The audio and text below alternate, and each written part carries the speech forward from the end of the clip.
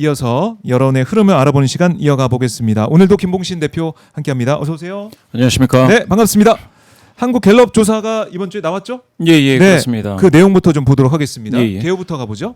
한국갤럽 데일리 오피니언 제 647호입니다. 네. 2026년 1월 2주 조사이고요. 보시게 될 것 같으면은 1월 6일부터 8일까지 3일 조사를 했습니다. 통신 3사 가상번호, 통신 3사에서 제공한 가상번호, 네. 그리고 전화 면접 조사입니다. 그래요. 전체 예. 화면을 좀 보여주세요. 전체 화면으로 저기 자료를 전체 화면으로 한번 예. 잘 보이시게. 잘 보게, 네. 잘 보실 수 있도록 보여드리겠습니다. 이렇게 네. 되고요. 한국갤럽 자체 조사입니다. 오늘 소개해드리는 모든 조사는 중앙선거여론조사심의위원회 홈페이지를 참조하시면 되겠고요. 예, 자, 이재명 결과. 대통령 직무수행 평가 예. 바로 보죠. 직무수행 평가 결과 5%포인트 더 좋아졌습니다. 5%포인트요? 예. 많이 올랐네요. 예. 이 정도면 폭등 아닌가, 폭등? 5.2 이내입니다. 아, 예, 그래요? 많이 올라갔는데, 아, 5%? 올라갈 때 이렇게 5%씩 올라가면 예. 상당히 그 차트에서 보실 때는 이렇게 좀 약간 가파르게 보이게 올라간 것 되죠. 같습니다. 맞습니다. 그래서 5, 6%포인트 정도 이렇게 오르고 내리는 게 네. 굉장히 큰 변화처럼 느껴지는 것도 사실입니다. 다만 차트에서는 이제 그렇게 보이게 되더라도 요 정도는 오차범위 이내로 이해를 해주시면 되겠고요. 네. 단지 5%포인트가 지금 오른 거를 보시면 이와 같이 이 3%포인트, 4%포인트 이렇게 오를 때도 이렇게 좀 이거 오른다라는 느낌이 있잖아요. 그래요. 그래서 여기서도 5%포인트가 약하지는 않은 것 같은 느낌을 주는 것도 사실입니다. 그래서 이와 같이 한 2주, 그러니까 다음 주에도 다시 또 오른다면 이 경우에는 임기 초반, 그러니까 취임 초기와 비슷한 정도까지 여기 보시면 65가 지금 최고치지 않겠습니까? 네. 65, 64가 완전히 고점인데요. 거기까지 중간중간 60% 초반대가 나왔습니다. 그렇게 따진다면 지금 60% 나온 게 뭐 결코 뭐 아직 그 올라갈 곳이 더 있다라는 것을 보여주는 거기 때문에 이게 완전히 천정에 닿았다라고 이야기하기는 쉽지 않습니다. 네. 게다가 이제 부정률도 36에서 33으로 3%포인트 하락했다는 점도 보셔야 될 내용입니다. 내려갔습니다. 그럼 어떤 요인이 예. 작용했는지 이것도 한번 짚어가보죠. 이유를 보시게 될 것 같으면 역시 뭐 예상하셨던 분들 많을 텐데요. 긍정평가하시는 분들 598분 중에 무려 30% 높은 비율이죠. 예. 외교라는 응답을 많이 해주셨습니다. 외교 역시 방중 성과가 예. 좀 반영된 게 성과. 아니냐 싶기도 하고. 외교 성과가 상당히 강하게 드러났고요. 예. 이렇게 보면은 외교로 인해서 긍정하신다는 분이 이와 같이 많아졌다는 것은 대통령으로서는 상당히 좋은 점이죠. 왜냐하면 다른 어떤 누구도 할 수 없는 게 바로 이제 외교 현장을 뛰는 건데 그렇죠. 여기에서 바로 이렇게 점수를 얻는다라는 거는 상당하다. 그러면은 지난해 2025년을 우리가 되돌아봐도 대통령 그 뭡니까 인수위 시절도 없이 바로 이제 직무를 수행했지 않겠습니까? 그 과정에서 쉽지 않은 그 혼란상을 정리하는 그 과정에서 이렇게 외교 문제까지도 이렇게 신경을 많이 써서 많은 국민분들이 이렇게 긍정 평가할 수 있게 됐다라는 것은 인상적이다라고 볼 수밖에 없고요. 또 경제 민생 요게 지금 연말 연시이지 않겠습니까? 그러면 경제 민생에 네. 관심 있는 분들이 많아요. 왜냐하면 이때쯤에 이제 그 조금 뭐라고 해야 되나요? 여유 있는 분들은 조금 즐길 수 있는 게 많은데 그렇지 않은 서민분들은 참 힘들고 괴로울 수 있는 시즌이죠. 그렇지만 예. 그렇죠. 예. 그런데 바로 그렇지만 경제 민생에서도 3%포인트 더 올라서 14로 2위에 위치해 있다라는 것은 상당히 좋다라는 것이고 소통은 그 외교 행보로 인해서 소통이 좀 줄었습니다. 네. 아무래도 국내 소통을 할 수 있는 시간적 여유가 없었기 때문에 뉴스에 많이 안 나와서 이렇지 않을까라는 것이고요. 부정평가하시는데도 경제민생과 외교가 이렇게 있습니다. 그러나 이제 경제민생이 4%포인트 많아져서 22라고 하지만 예. 베이스가 이제 328명이지 않습니까? 그렇죠. 그렇기 숫자가. 때문에 이 숫자가 요 긍정평가하고 비슷해지려면 2배까지는 아니더라도 뭐 꽤 많은 숫자가 부정평가 하시는 분으로 나와야 요 비율을 그대로 같이 동등 비교할 수 있게 될 것 같아요. 네. 그런데 지금으로서는 경제민생으로 어렵다. 그래서 부정평가한다라고 하시는 분들도 없지 않아 있는데 그게 바로 긍정평가하시는 분들과 명수로 따지면은 긍정평가를 해주신 분들이 더 많지 않을까 하는 그런 해석을 할 수밖에 없고요. 외교도 마찬가지입니다. 외교는 3%포인트 많아서 8이라고 하지만 한 자릿수입니다. 긍정에서 30, 그런데 부정에서 8. 이렇게 따지면 외교는 지금은 아무래도 부정평가하시는 분들 중으로 조차도. 확산되지 않고 있다. 네. 다시 얘기해서 부정평가하시는 분들도 외교를 집중적으로 탓하기는 어려운 상황이다. 그렇게 되면 음. 바로 외교로서는 대통령 이재명 대통령 굉장히 강한 인상을 남기고 있다. 그리고 요걸 통해서 전반적으로 국정 동력을 네. 지금 얻어가고 있다라는 것은 확실한 것 같아요. 그거는 확실합니다. 다만 여기서 이제 친중 정책 때문에 싫다, 잘못한다고 평가한다라는 분들도 일부 있습니다. 4% 포인트 많아서 7입니다. 그거는 이제 국민의힘에서 그 예. 주장을 펼치니 예. 여기에 대한 반응이 다시 또 이렇게 나온 게 아니에요. 어쨌든 전체적인 수치로 보면은 이재명 대통령의 직무수행 평가가 지지도가 올라갔다. 5% 포인트 그렇죠. 올라갔다. 외교가 큰 역할을 했다. 그리고 경제 민생 빠질 수가 없는 게 뭐 코스피가 또 이제 올라가고 있으니 예. 투자자 입장에서는 기분 좋을 수밖에 없는 것이고 예. 그리고 코스피가 오늘도 조금 떨어져서 시작했는데 또 올라가네요. 바뀌었네요. 여기 보시면 주가 빨간불이 상승이 들어왔습니다.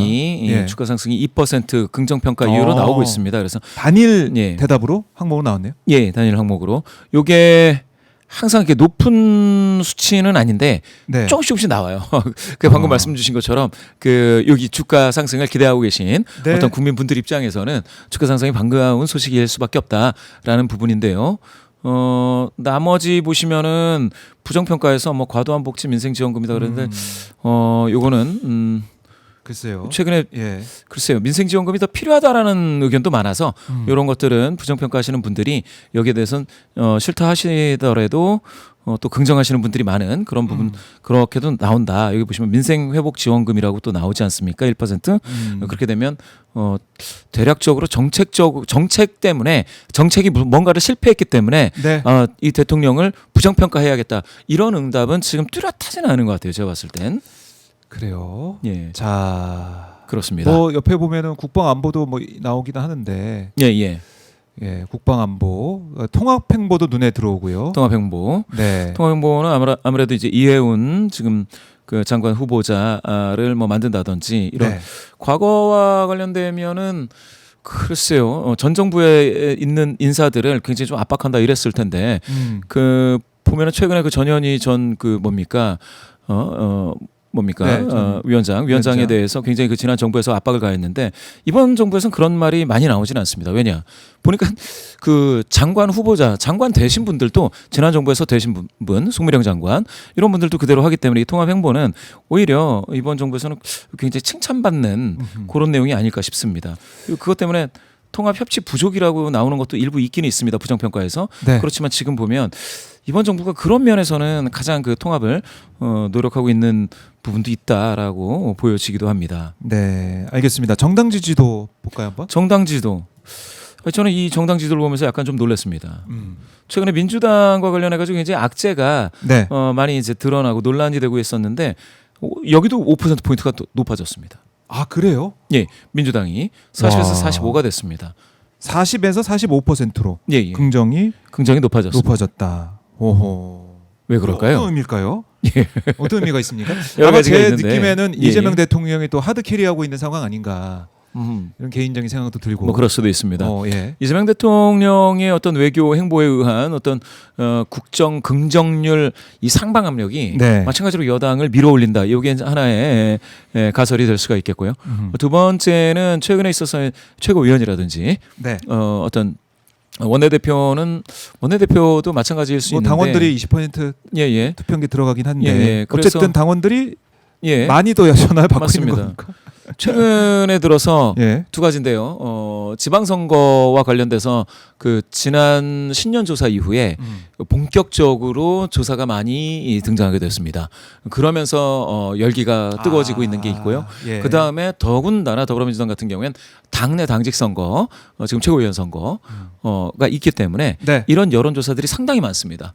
그러면은 지방선거가 있다라는 것은 국민의힘도 똑같은 거 아니냐? 그렇죠. 그러면 국민의힘 후보들도 그러면 나와 있는 잘 나와 그렇죠. 있는데. 여론조사 받아달라 예. 해서 이게 국민의힘 쪽으로 이게 몰릴 수도 있지 않겠느냐라는 생각을 하실 텐데요. 지금 당장 그 단체장들 명수를 보면 국민의힘이 훨씬 많습니다. 그러니까 도전자 입장에서 있는 그 더불어민주당 후보자들 그리고 이게 지금 여당이 됐지 않습니까? 네. 그렇기 때문에 더 강하게 전화를 받아달라라고 요구를 하고 있는 상황입니다. 더군다나 당내 선거가 지금 모르겠습니다. 지금 이 시청자분들께서 구독자분들께서 당내 선거에 굳이 관심 안 가지신 분들도 많을 것 같아요. 그렇지만 여의도에서는 굉장히 뜨겁거든요.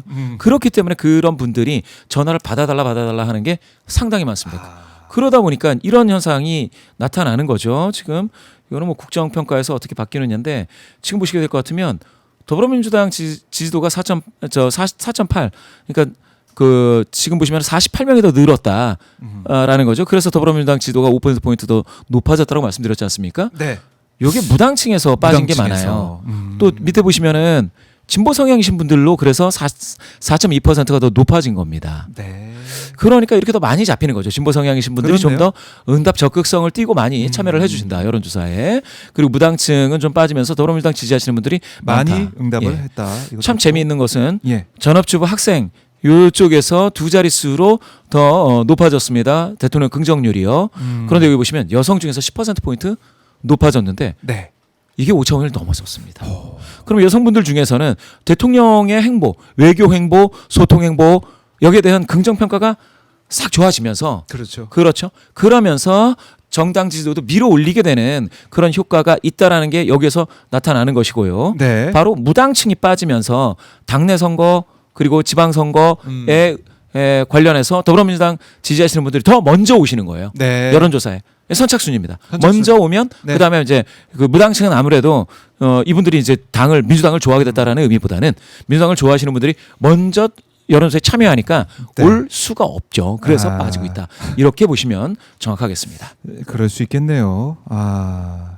자, 이렇게 정당 지지도까지 확인했고 그러면 관심 있는 부분이 이제 올해 들어선 정말 지방선거 국면으로 가고 있는데 예. 이번 지방선거에 대한 여론 어떻습니까? 이번 지방선거에 대한 여론. 네. 참 이겁니다. 자, 어느 한번 주장에 동의하느냐 이렇게 물어봤습니다. 질문 한번 읽어주시죠. 어떤 한번 부분인지. 굉장히 드라이하고 공정하게 공정하게. 질문을 했습니다. 예. 오늘 6월에는 시정도의사를 뽑는 지방선거가 있습니다. 기관의 지방선거 관련해 다음 중 어느 주장에 더 동의하십니까? 여당 후보가 많이 당선돼야 되는데 야당 후보가 많이 당선돼야 아주 그냥 간명하면서도 물어봤죠. 43대 33입니다. 야, 이렇게 되면 10%포인트 격차죠. 차이가 꽤 나네요. 이 정도면 많이 나는 거 아닙니까? 이러면은 예. 10%포인트는 이러면은 이게 쭉 이어진다면 여당 후보 쪽으로 성적이 좋을 가능성이 있습니다. 이거는 야당 후보 분들은 더 노력을 하셔야 된다는 게 이 여론의 핵심인데요. 여기 보시면 이거는 언제냐? 이 정부 지원론 견제론 22대 국회의원 선거 때입니다. 2024년이죠. 네. 여기 보시면 꾸준히 파란색이 이게 지금 민주당이거든요. 민주당 때로는 6%포인트 격차 좀 굉장히 많이 날 때도 있었습니다. 16%포인트 격차로 네. 또는 9 정도 나니까 한 10 정도 난다 치죠. 마지막까지 한 9 정도 났습니다. 예, 누가 야당 여기에서는 그러니까 민주당이죠. 여기 민주당 후보가 많이 6%. 당선돼야 된다가 2024년 바로 견제론에 힘이 실렸었습니다. 그럼 여기 9%포인트 격차죠. 네. 지금 오늘 결과가 10%포인트 격차니까 비슷하지 않습니까? 그렇네요. 이 정도에서 2024년 결과가 어떻게 났는지 한번 생각을 해보시면 그러면은 그때는 민주당이 의석을 많이 차지했다라는 그렇죠. 것을 우리는 역사적 경험으로 잘 알고 있습니다. 그러면 이번 조사에서는 어떻게 되느냐 한번 보시죠. 여당 후보가 많이 당선돼야 된다가 43. 네. 야당 후보 여기 이제 아무래도 국민의힘을 생각을 많이 하신 거죠. 10%포인트 격차입니다. 이렇게 따지면은 국민의힘이 분발해야 돼요. 굉장히 노력을 해야 지금 상황에서 조금 더 안방도 지키고 격전지에서도 좀 해볼 만한데 이렇게 되면 격전지에 나오시는 그 국민의힘 후보님들이 빨간색 잠바를 못 입어요. 그러면 하얀색입니까 이번? 하얀색을 입는다든지 아니면은 뭐 좀 뭐라 그럴까 다른 색들이 많지 않습니까? 그래서 다른 색을 선택할 가능성이 커진다. 이것을 보시고 근데 예. 당명 바뀌잖아요. 곧 색깔도 바뀌겠죠. 당 색깔도. 예. 빨간색 아닐 것 같아요. 예. 그럴 수는 봤을 있습니다. 그런데 그게 효과가 있으려면 예. 뭔가 큰 뭐가 있어야 돼요. 인적 쇄신이 있어야 되고 그다음에 인적 쇄신 한동훈 전 대표 징계 받는데 이거 어떻습니까? 제가 생각할 쇄신. 때는 그거는 이제 쇄신이기보다는 약간 이제 잠룡 천액이지 않습니까? 잠룡 천액인데 예. 그거는 악영향을 줍니까? 그러니까 꼭 좋다 나쁘다는 크게 없는데 왜냐면 한동훈 전 대표가 보수 성향이신 분들에게조차도 네. 인기가 대단하지는 않아요 지금은. 그런데 사실은 지금 누구의 힘이라도 같이 모아야 되지 않습니까? 네. 우리가 되게 바쁠 때 그런 말 하잖아요. 어. 아, 개발이라도 빌려다 쓰고 싶다. 이런 정도로 다 그- 끌어서 예, 다 싸워야 끌어다가 되는데 다 끌어 싸워야 싶은데 되는데. 이런 식으로 이제 잠룡 쳐내기가 너무 과하게 되면 아마 제 생각에는 그러면은 보수 성향이신 분들 과연 어찌 될지 모르겠습니다. 그래요. 예, 예. 알겠습니다. 이거를- 국민의 입장에서는 긴장할 수밖에 없는 상황. 긴장해야죠. 지금 여기 보시면은 이 여당 후보 당선이 대부분에서 많이 나와요. 네. 부산, 울산, 경남에서는 물론 이제 야당 43, 여당 35로 나왔습니다. 대구, 경북에서는 야당 50까지 나왔습니다. 네. 하지만 격전지 충청을 한번 보시죠. 43대 31입니다. 그러면 대한민국 최대 격전지 충청 권역에서 이렇게 나온다. 이렇게까지 나온다. 예, 또 수도 서울에서 42대 35예요. 아, 이렇게 되면은 야당은 좀 많이 그 분발을 해야 된다라는 게 나오고요. 여당도 너무 안심하지 않아야 된다라는 네. 거예요. 가령 여당이 지금 완승을 거두려면 PK에서 이제 좀 많이 힘을 내야 되지 않습니까? 그러면 민주당 같은 경우에 PK에 지금 집중할 필요가 있지 않겠느냐라는 생각도 드는 그런 수치를 여기서 확인을 했습니다. 물론 그 서울, 인천, 경기 수도권과 충청 권역에서는 지금 상대적으로는 높은 비율이죠. 그런데 불경에서 네. 이게 좀 네, 차이가 부울경에서 있네요. 부산, 울산, 경남에서는 조금 그 뭡니까 지역민들의 요구에 좀 뭐라고 할까요? 정무적인 정책적인 요구에 빨리 좀 닿는 그런 것들도 필요하다. 아마 이걸로 봐가지고는 제가 생각할 때는 충청, 서울, 충청, PK 이거 부산, 울산, 경남 네. 이쪽이 최대 격전지로 이제 부상하지 않을까 이렇게 보고 있습니다. 알겠습니다. 자, 그리고 선호 교육감도 좀 물어봤는데 진보 성향 교육감 원하십니까? 보수 성향 교육감 원하십니까? 이건데. 이것도 사실은 그 앞서 말씀드린 네. 그 내용하고 아주 큰 차이는 없습니다. 그렇네요. 진보 성향 수치가. 교육감 42, 보수 성향 교육감 33입니다. 그래서 이 경우에는 전반적으로 서울 44대 34니까 이건 차이가 좀 상당히 나네요.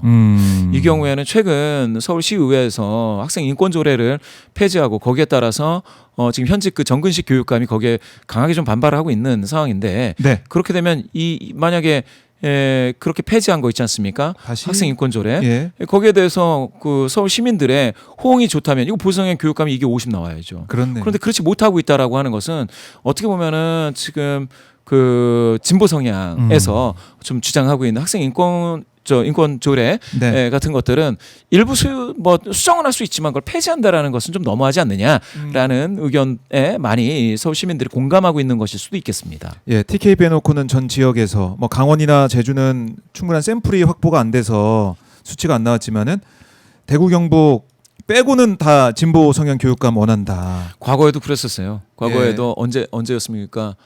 2018년은 2018 말할 것도 없고 진보 성향 교육감들이 꽤 많이 됐었거든요. 그래요. 그렇게 따지면 지금 TK를 제외한 나머지 PK까지도 그러니까 부산, 울산, 경남까지도 진보 성향 교육감이 더 잘 되지 않을까. 물론 이거는 이제 구도에 따른 겁니다. 단일화를 하느냐 마느냐에 따라 엄청나게 큰 맞아요. 영향이 있어요. 그게 그래서 뭐라고 제일 하기는 큰 어렵지만 영향을 주죠. 무엇이라 하기는 어렵지만 그렇습니다. 네. 그리고 기획예산처 장관 후보자 이해운 후보자에 대한 의견도 물어봤습니다. 적합한 인물이라고 보십니까? 아니면 적합하지 않은 인물이라고 보십니까? 물어봤습니다. 어떻게 나왔습니까? 이거는 참 이해운 후보자가 보면 좀 안타까울 수치인데요. 네. 적합하지 않다가 47, 적합하다가 16입니다. 여기서 뭐 모름이라는 게 37까지 나왔지 않습니까? 네. 여기는 좀 입장을 좀 보류하겠다. 나는 당장은 모르겠다. 이런 말씀 주시는 분들이 많다라는 건데요. 여기 보시게 될 것 같으면 적합하다 16으로는 이게 대통령실에서도 이거밖에 안 나오나라는 생각이 들 정도의 수치입니다. 아하. 요거를 그 지지하는 정당별로 보면은 네. 민주당을 지지하시는 분들 중에 적합하다가 28입니다. 넘어갔네. 28. 28이고요. 네. 적합하지 않다가 37 나왔을 거예요. 그죠? 37 나왔죠. 그리고 모르겠다가 36입니다. 그러면 더불어민주당을 지지하시는 분들 중에 이 모르겠다라고 하시는 36%가 이쪽으로 많이 와야 이해운 이분이 장관이 되는 거예요. 그렇네요. 예. 그런데 지금 더불어민주당을 지지하시는 분들 중에서도 37%가 적합하지 않다라고 할 정도가 되면 지금은 되게 간당간당하다, 위험하다 이렇게 보셔야 될 겁니다. 위험하다. 예. 인사청문회가 19일 진행이 됩니다만 여론은 이렇다라는 것까지 저희가 좀 봐야 된다. 청와대에서 계속 이 수치를 체크를 하고 있겠네요. 하고 있죠. 예. 만약에 청와대에서 이해운 후보자가 꼭 필요하다라고 하면 네. 더불어민주당 지지하시는 분들을 대상으로 한 번의 어떤 뭐 소통에 아니면 뭐 뭔가 제스처가 있어야 요 분들이 모르겠다라고 입장을 지금 보류하시는 분들이 이쪽으로 올 것 같아요. 네. 그렇게 되지 않으면 쉽지 않겠다가 결론입니다. 알겠습니다. 자, 김봉신 메타보이스 대표와 함께 여론의 흐름을 분석을 해봤습니다. 오늘 말씀 잘 들었고요. 다음 주에 뵙겠습니다. 고맙습니다. 감사합니다. 네.